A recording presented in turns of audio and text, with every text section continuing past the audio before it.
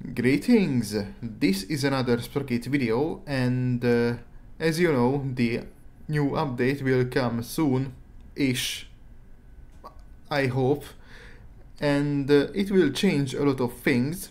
And since the last video I have made a few things, and I don't want those things to become completely unplayable, so before the update comes, I want to show them to you. So let's see these quite questionable designs.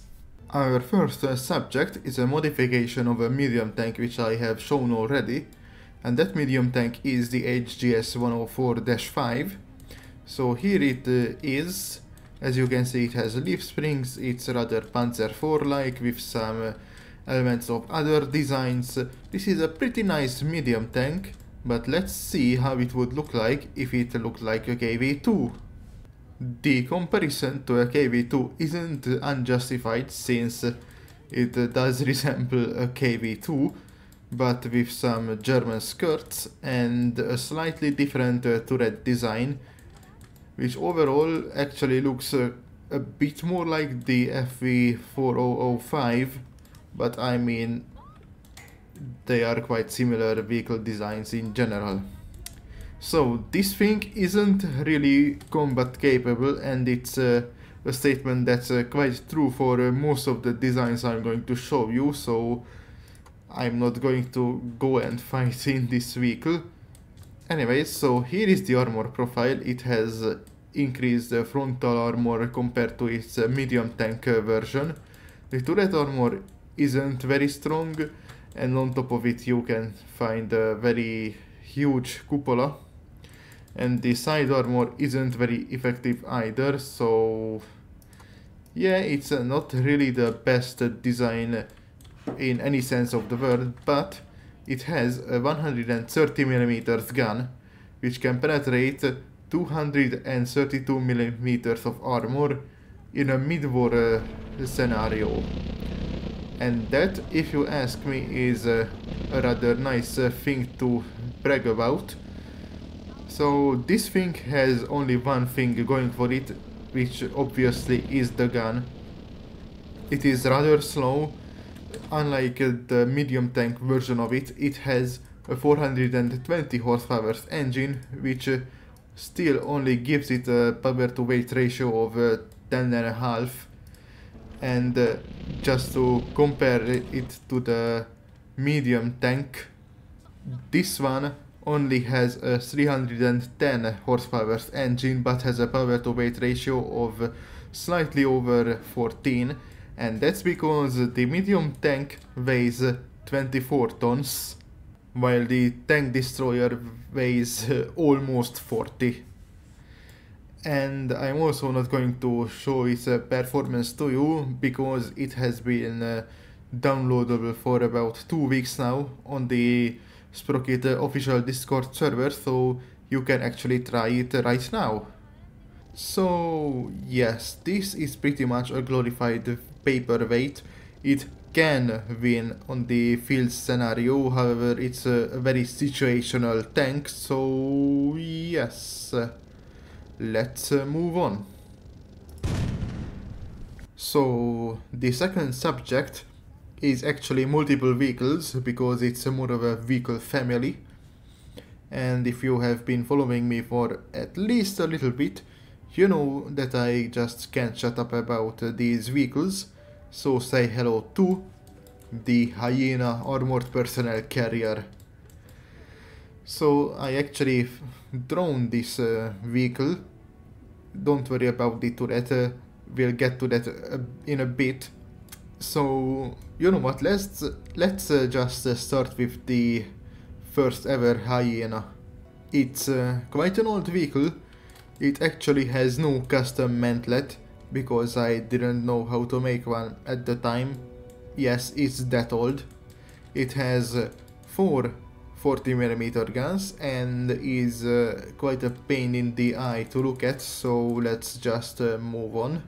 So, what's the deal with this thing?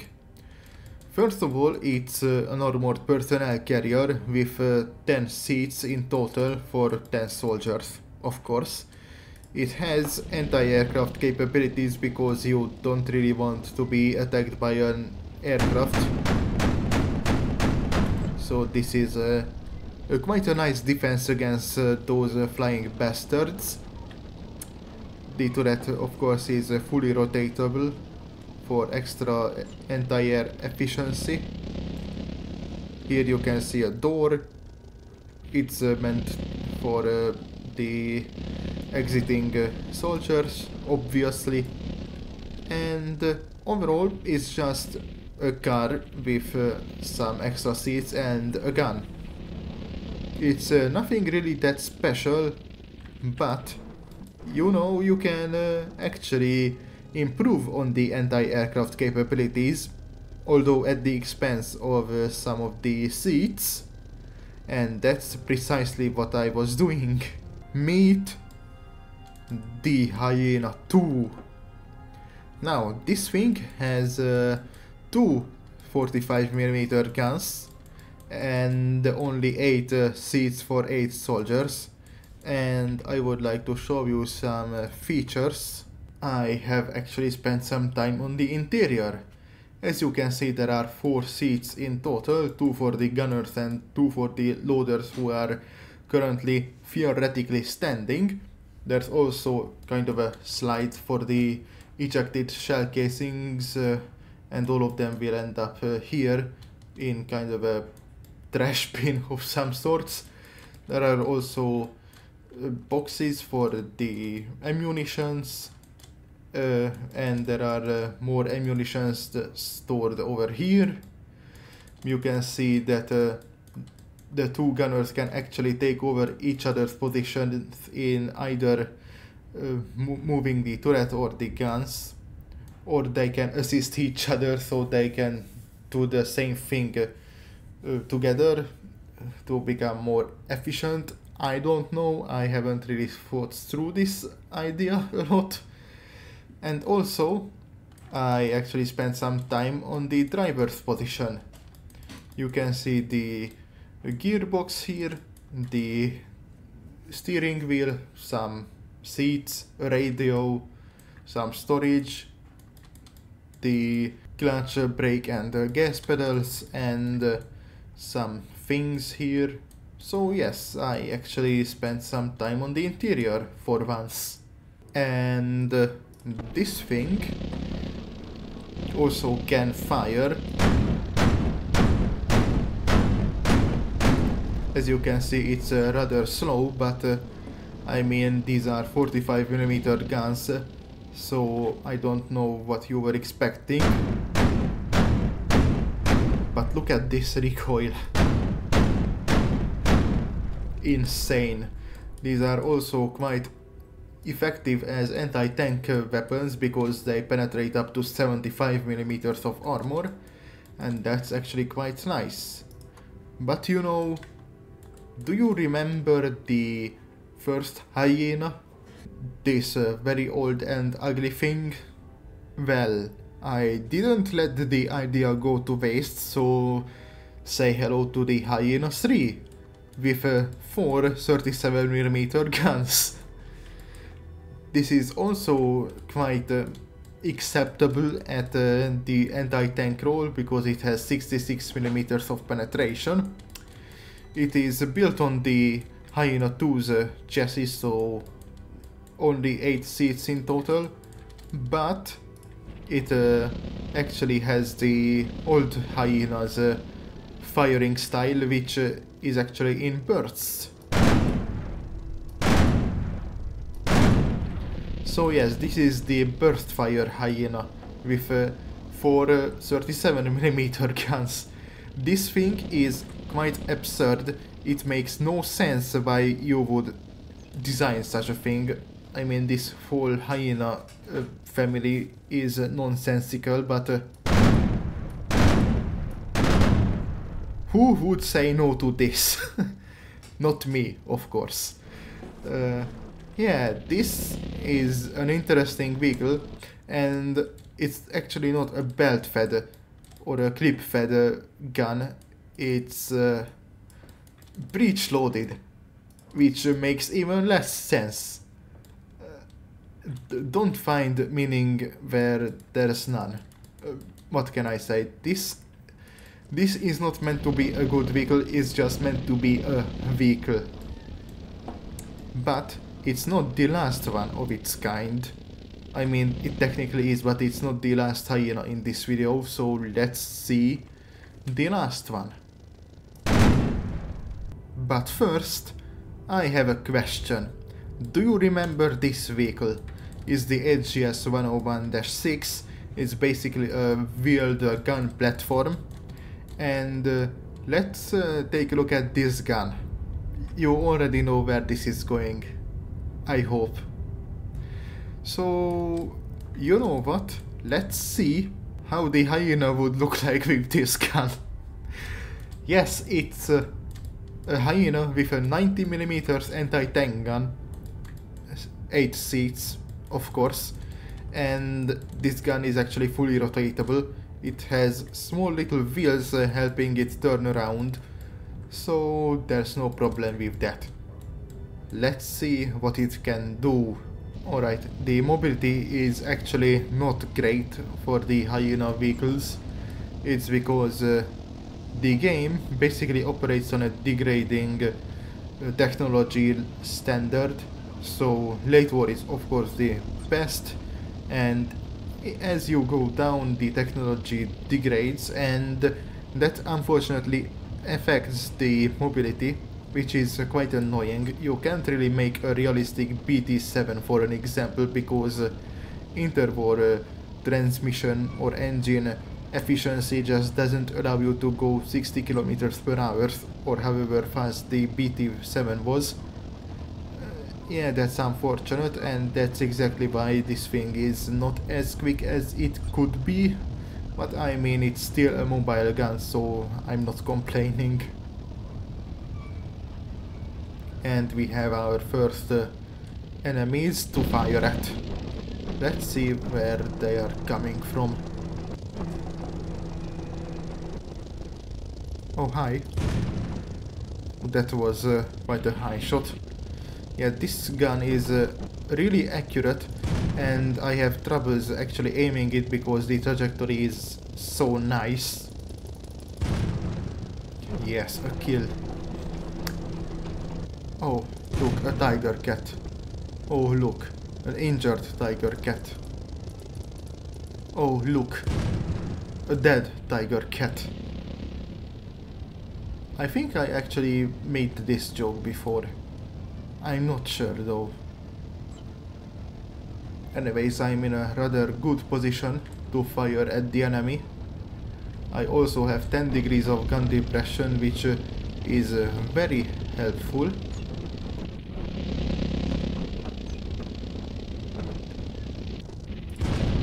Boom. Dead tiger. That was a miss, I believe. But that's not a problem. That is a kill, I think. Yes. That's the last tiger, I believe. And not anymore. All of them are dead. So as you can see, this thing is rather effective, but not because the vehicle itself is good, but because the gun is good. So yes, the gun makes the vehicle, except when that vehicle is the HGS 106 04-5-1-1, the tank destroyer medium tank thing that looks like a KV-2 I showed earlier in this video. So yes, this thing overall performs rather nicely. It looks ridiculous, but it's a nice vehicle. So let's see the last one. Our last subject is quite a weird one for quite a few reasons. So say hello to the HGS 104-17. So my 17th medium tank design. And as you can see, it has 6 road wheels. No sprocket, no return rollers, no idler. Or so you would think, except it does have these. They are just hidden. So yes, I just used some trickery to hide these, and other than that it's not really any special of a track. So yes, magic. But it's not the only weird feature it has. It also is the owner of a 37mm anti-tank gun, which actually is beyond useless. It's actually quite a hindrance to this thing's performance.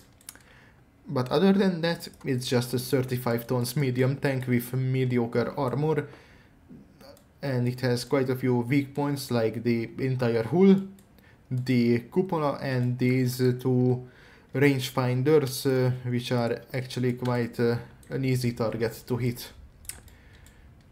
So let's see what it can do.